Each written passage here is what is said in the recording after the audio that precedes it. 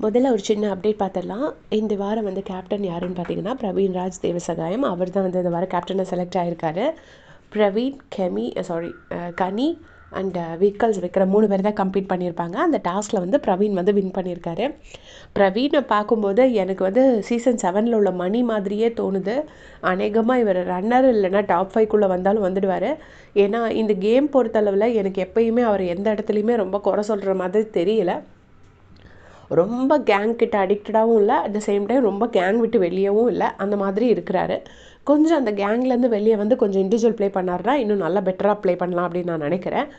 அதுக்கப்புறம் பார்த்தீங்கன்னா நேற்று விஜய் சேதுபதி சார் போனதுக்கப்புறமா சபரி, கனி, அப்புறம் விக்கல்ஸ் விக்ரம் எல்லாருமே உட்காந்து பேசிகிட்டு இருக்காங்க. அப்போ சபரி சொல்கிறாரு, ஐயோ அந்த கண்ணாடியை தாண்டி அவர் முறைக்கிற மாதிரியே இருக்குது, எனக்கு அதை பார்த்தோன்னே பயமாக இருந்துச்சு, அவர் என்ன சொன்னாலும் நம்ம அதை அக்செப்ட் பண்ணிக்கிற மாதிரியே தான் இருக்குது அப்படின்னு உடனே கனி சொல்கிறாங்க, ஆமாம் எனக்கும் ஒன்றும் புரியவே மாட்டேங்கிறாரு, முறைக்கிறாரா சிரிக்கிறாரா என்னன்னே புரிய மாட்டேங்குது, பயமாக இருக்குது அப்படின்னு சொல்லிட்டு கனியும் சொல்கிறாங்க.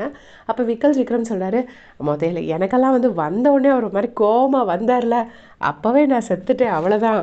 நான் ஆக்சுவலாக நான் வந்து இந்த வாரம் நல்லா கான்ஃபிடென்ட்டாக இருந்தேன், நல்லா கேம் பண்ணியிருந்தேன் அப்படின்னு சொல்லிட்டு நல்லா கான்ஃபிடென்ட்டாக இருந்தேன். பட் அவரோட முறையை பார்த்தோன்னே எனக்கு அப்படியே பயம் வந்துருச்சு அப்படின்னு சொல்லி விக்கல்ஸ் விக்ரம் சொல்கிறாங்க.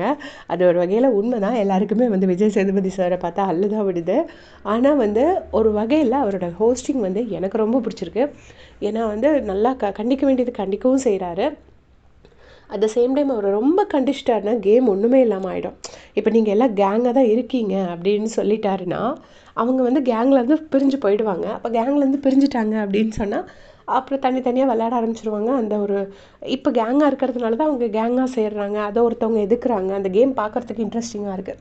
சப்போஸ் எல்லாருமே பிரித்து தனித்தனியாக அவங்கவுங்க இதில் அப்படியே ஒதுங்கி போயிட்டாங்க அப்படின்னா அந்த கேமில் ஒரு இன்ட்ரெஸ்ட் இருக்காது. ஸோ அதுக்காக தான் விஜய் சேதுபதி சார் இந்த மாதிரி பண்ணுறாங்க அப்படின்னு நான் நினைக்கிறேன். சப்போஸ் அவரோட ஹோஸ்டிங்கில் ப்ராப்ளம் இருந்தால் கண்டிப்பாக மேக்கர்ஸே அதில் சொல்லியிருப்பாங்க, இதில் இன்ட்ரெஸ்டிங்காக இல்லை அப்படின்னு சொல்லி.